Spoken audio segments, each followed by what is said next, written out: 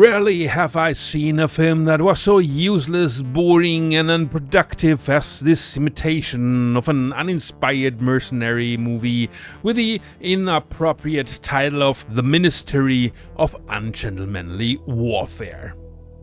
War is always ungentlemanly because whoever wins is right, and so the flick itself stands on shaky legs and therefore is nothing more than an attempt to be cool, but ultimately is always as stupid as possible and also offers nothing for those who just want to be entertained. Everything here is based on luck, coincidence, just like the beginning, which is based on that the German naval gunners are unable to hit an extremely close boat, which is completely white as a plan of a mercenary troop, especially when they are supposed to save the British nation and the war depends on them. And the ungentlemanly element is simply that the Nazis are simply too stupid to shoot and never even get to trigger their guns. In the end, this continues until the finale and may appeal to the audience they have in mind, which is simple and with a certain kind of humor. But on the other hand, it prevents credible suspense cause in itself it makes it incapable of explaining the European situation in general in terms of history and in the world of the film, in which the Third Reich threatens to overrun everything.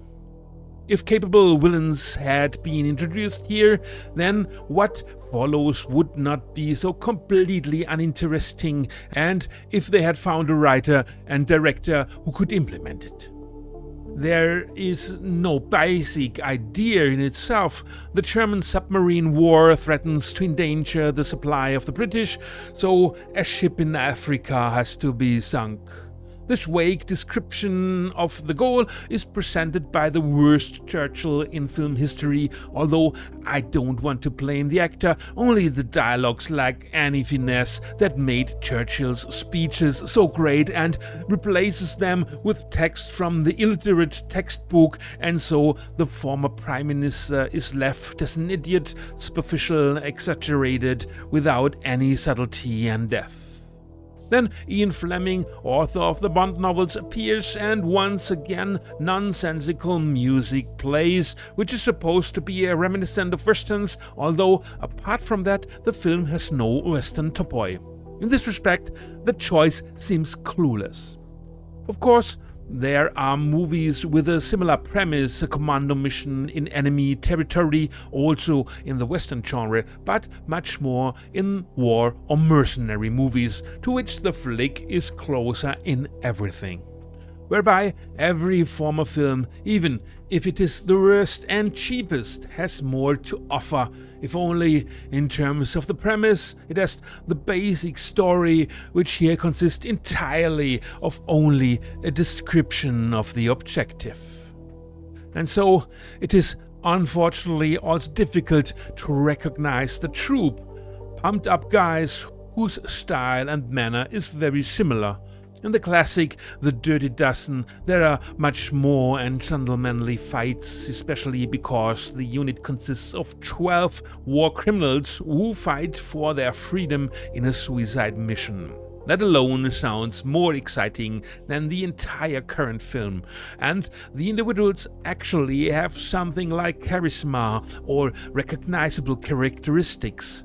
So there is the religious fanatic or the rebellious worker.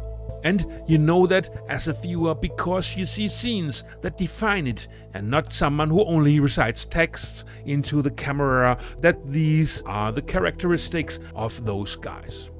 Also, the commando missions, when we get to see them, which is far too rare, are exceptionally stupid. In daylight, everyone obviously goes in somewhere, shooting wildly from second one and speculating again that everyone else can't shoot, even though they present themselves as a living target. And once again, this takes away all the tension from the movie that such a flick needs, without offering anything adequate in return, like fun or at least well-staged action. Even the latter would be okay. The 80s are full of stupid action films, but at least they staged this skillfully and entertaining. Hey, a simple action blockbuster, why not? But the 60 million budget doesn't seem to have been enough for that. So the plot consists of inconsequential sequences of scenes which lack an overall structure because the protagonists themselves are often kept in the dark, but since the viewer is also kept in the dark, everything seems arbitrary. In the finale, tension is also to be built up, which has been missing so far, by reporting that there are more soldiers and that the target ship will leave earlier. But all this comes late and you don't feel any of it, so even another Churchill speech doesn't help. For the viewer, there aren't even any highlights, that is, action scenes that are worth remembering, but a bunch of historical nonsense that is unnecessary and doesn't add to the potential fun, and above all, in addition to the lack of suspense, the lack of action and consistency is overwhelming. In the end, what remains is an unnecessary, boring, completely shallow movie that doesn't give anything to anyone in the audience and whose existence is a mystery of modern times or pure writing off of unneeded money or necessary losses of a studio.